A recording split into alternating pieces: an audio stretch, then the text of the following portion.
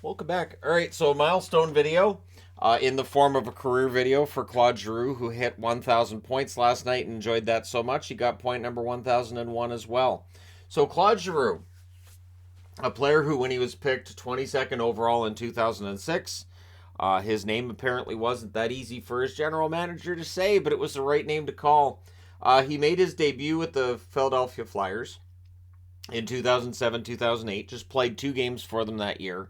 No points, so there wasn't much to write home about there. Then in 08, 09, 42 games played, 9 goals, 18 assists, 27 points. So the numbers are good. You know, there's plenty of rookies come in and put up that kind of a point total.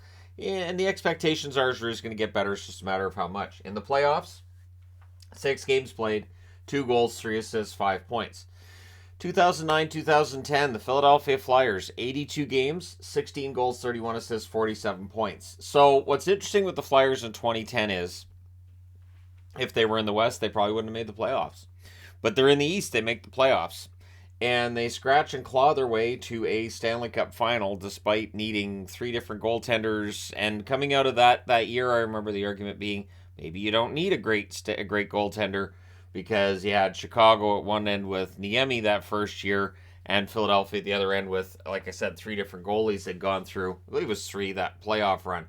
But Claude Giroux really emerged for them during that playoff run as well. 23 games, 10 goals, 11 assists, 21 points.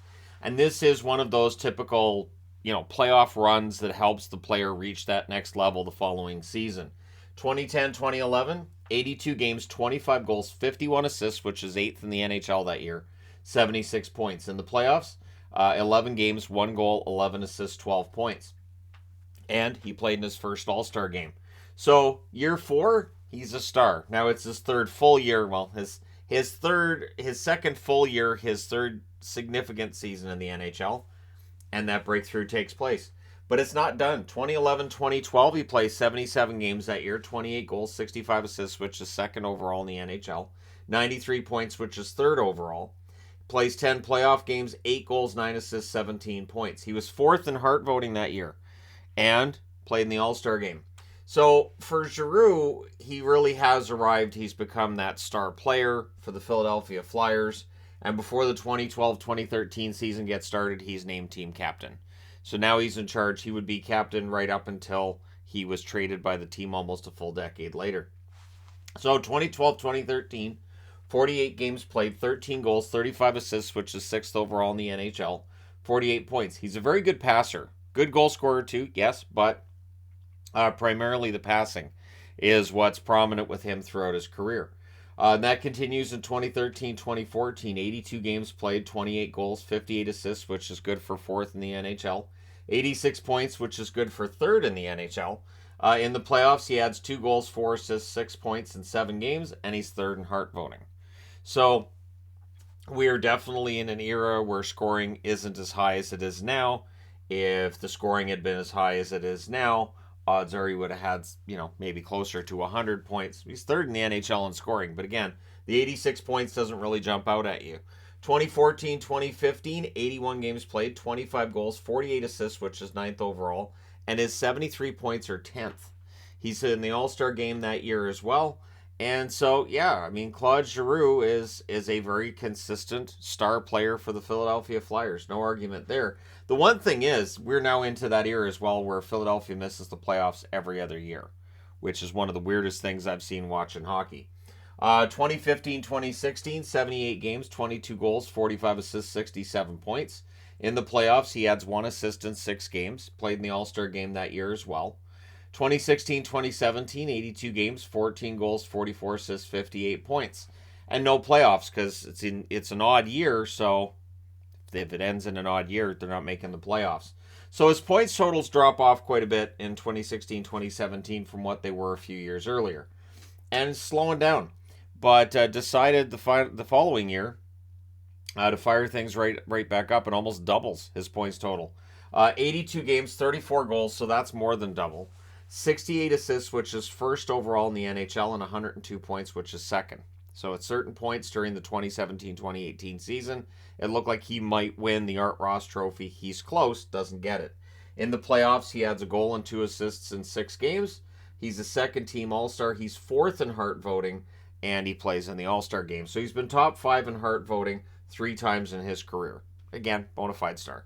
2018-2019, 82 games with Philadelphia, 22 goals, 63 assists, which is good for 9th in the NHL, 85 points, and an All-Star. So his 85-point season, one less than the 86, and where he'd been 3rd overall in scoring the year he had 86 points. He's not even top 10 in 2018-2019 when he has 85. So, yeah. 2019-2020, 69 games played, 21 goals, 32 assists, 53 points, so the scoring's off a bit. In the playoffs, Philadelphia goes on a bit of a run in 2020. 16 games, 1 goal, 7 assists, 8 points.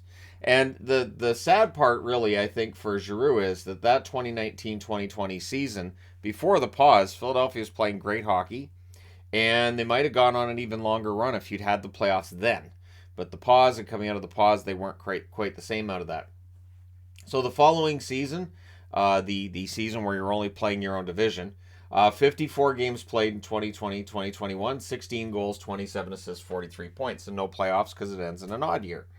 But that mark gets changed. 2021-2022, Philadelphia stays bad rather than having that bounce back season.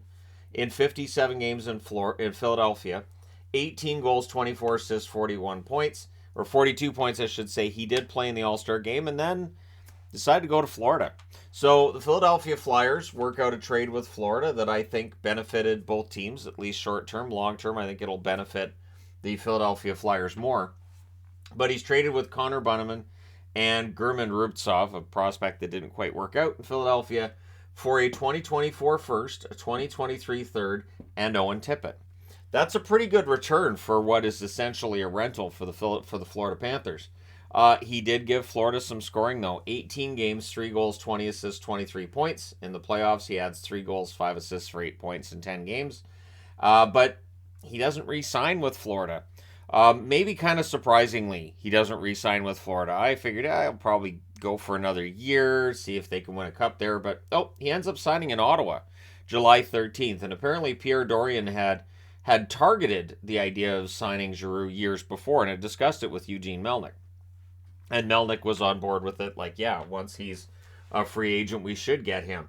But it took a long time.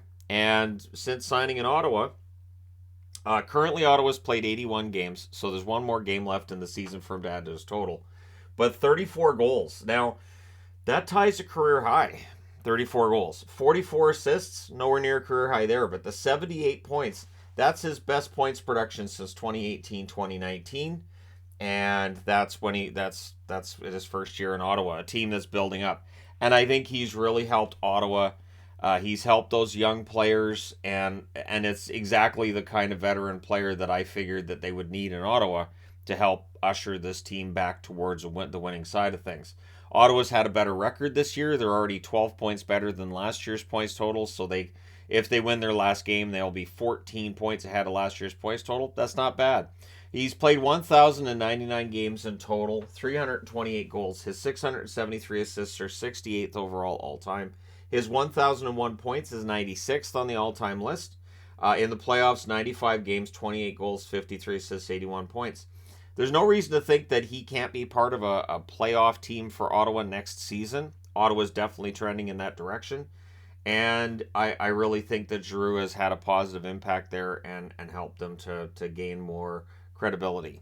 And when you're able to sign veteran players like that, it benefits the young kids, and I think it's then a little bit easier to sign other guys too, because they're like, well, if Giroux believes in the vision this team has, maybe I'll go there as well. So we'll see what happens with Ottawa this summer and how things change, but Giroux shouldn't be any change there, should still be a send next year. And it feels like things in Philadelphia, if he had stayed there, maybe he would have retired after that final season. But yeah, he looks rejuvenated in Ottawa. He looks like he's having a lot of fun. I'm sure he would have had more fun if they got to the playoffs. But still, it's been a fun season. So let me know your thoughts in the comment section below, as always, regarding the career of Claude Giroux as he's reached the 1,000 point mark. Don't forget to hit like and subscribe if you're browsing your way through, you just happened upon this video. Thank you guys so much for watching, for all your support. I will talk to you again soon.